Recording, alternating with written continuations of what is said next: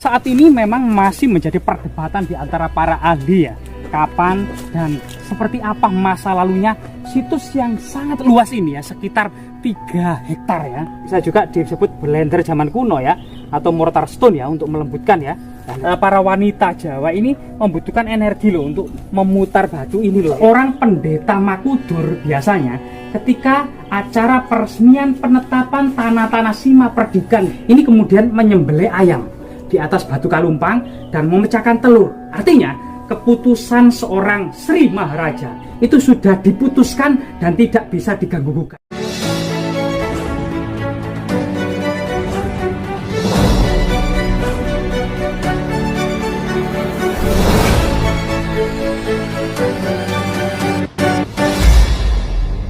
Ya, kali ini kita mengunjungi sebuah situs yang penuh misteri yang sangat erat kaitannya dengan istana kerajaan Majapahit terakhir. Ada beberapa sumber historis ya, karena memang lokasi ini berdekatan dengan lereng Gunung Penanggungan, di mana percandian terakhir dibangun pada Gunung Penanggungan ini tahun 1511 Masehi. Jadi kita coba menelusuri juga Purbakala.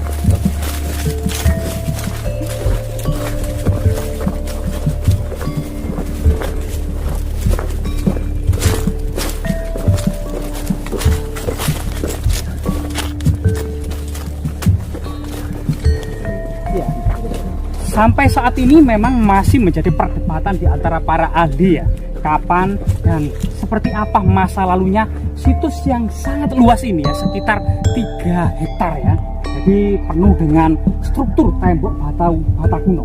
Bahkan kemudian artefak-artefak penting dan pusaka-pusaka kerajaan Majapahit juga terserak. Mari kita teliti bersama-sama.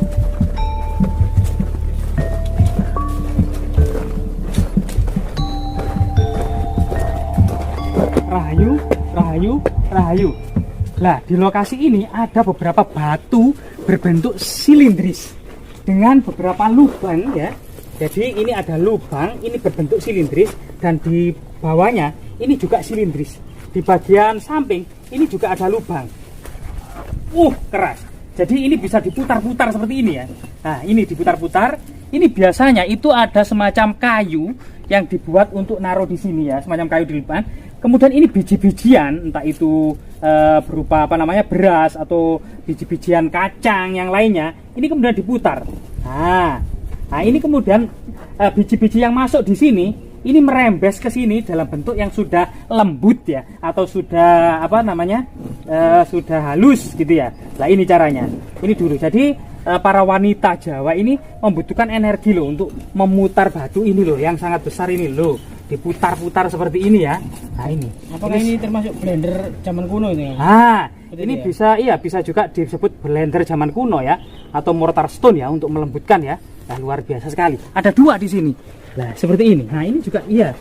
Ini juga iya. Ini untuk menaruh gagang. Ini untuk memasukkan biji-bijian sehingga lubang ini keluar dari sini. Nah ini. Nah, terus ditaruh di sini ya. Nah, luar biasa sekali ya. Semoga tetap lestari. Ada beberapa juga di sini. Nah, ini ada gentong. Ini juga coba kita di sini ada sesuatu yang pusaka ya, pusaka yang sangat monumental ya. Jadi kita coba sowan.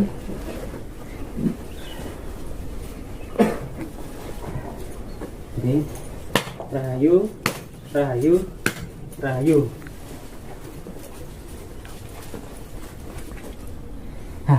Jadi di sini ada sesuatu yang sangat luar biasa sekali ya. Ada sesuatu bentuk kotak ya yang sangat besar, dan di atasnya ini ada batu lumpang, tapi di dalam pahatannya ini masih kasar, seakan-akan terlihat masih unfinished gitu ya. Mbak, permisi Mbak. Jadi di atas ini ada semacam kendi kecil dan ada perdupaan serta persajian berupa bunga-bunga wewangian, dan bentuknya ini sangat kasar ya. Diduga batu ini tidak untuk keperluan profan, yaitu untuk menumbuk biji-bijian atau rempah-rempah atau dedaunan ya, melainkan ini memiliki fungsi magis, di mana diduga batu ini nama kunonya disebut batu kalumpang. Seorang pendeta Makudur biasanya ketika acara peresmian penetapan tanah-tanah Sima Perdikan di area ini kemudian menyembelih ayam di atas batu kalumpang dan memecahkan telur. sebagai tanda telur itu sudah ceprot, artinya keputusan seorang Sri Maharaja terkait status tanah-tanah seperti sekitar ini yang ditetapkan oleh Raja tersebut sebagai status Sima Perdikan itu sudah diputuskan dan tidak bisa diganggu gugat. Maksudnya seperti itu.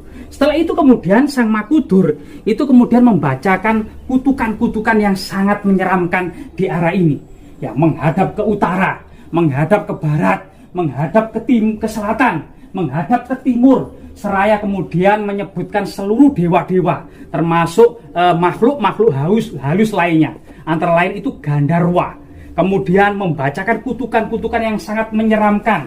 Barang siapa saja yang merusak ketetapan ini atau yang mengganggu gugat ketetapan ini, baik itu dari kalangan 4 catur asrama. 4 catur asrama yaitu Brahmacarin, Grahasta, Wanaprastha, dan Sunyasa, maupun dari golongan 4 catur warna, yaitu kalangan Brahmana, para kesatria, para Waisa, dan para Sudra. Kalau kemudian merusak tatanan ini, ketetapan raja, dan kemudian bisa merusak area sekitar ini, itu kalau masuk hutan akan dipatok oleh ular, akan dimakan oleh harimau. Kalau masuk ke sungai akan dimakan oleh buaya. Kalau ke laut akan dimakan oleh ikan. Kepalanya direngkah, perutnya disobek, ususnya dimakan, darahnya diminum, otaknya dimakan. Ya, kemudian kalau datang ke gunung akan dipelantingkan ke bawah jurang. Itulah salah satu biasanya isi kutukan-kutukan seorang Makudur ketika kemudian menetapkan tanah Sima Perdikan.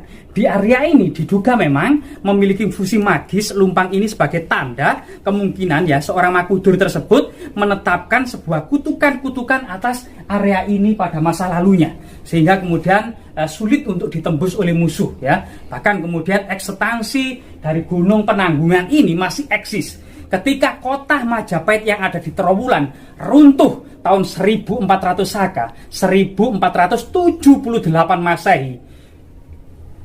Gunung Penanggungan atau Gunung Pawitra ini masih segar bugar.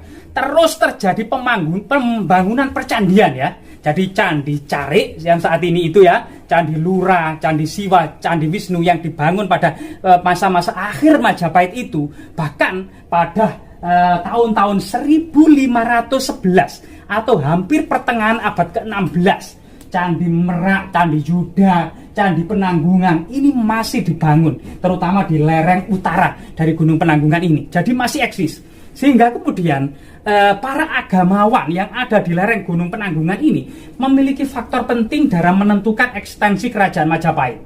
Selama kelompok agamawan berkumpul di Gunung Penanggungan ini, maka ketika Raja Majapahit itu mangkat atau kemudian dikudeta atau kemudian diserang oleh musuh misalnya Demak Bintoro, itu maka para pendeta berkumpul di Gunung Penanggungan untuk mengangkat dan menobatkan Raja Majapahit yang baru lagi.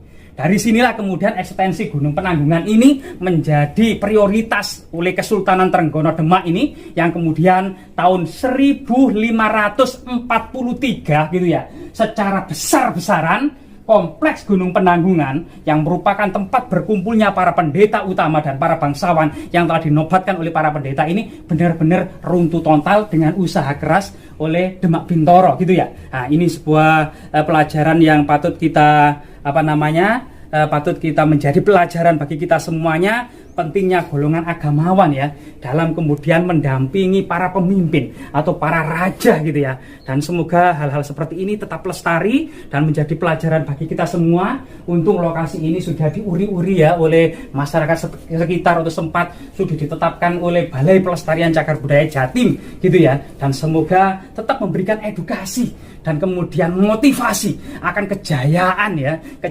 Majapahit di masa lalu yang bisa menguasai Nusantara hanya dengan pena dan pedang, hanya dengan alat-alat yang tradisional. Dan kita sekarang modern gitu, bahkan wilayah Majapahit dulu itu melebihi wilayah Indonesia modern saat ini. Jas merah, jangan sekali-kali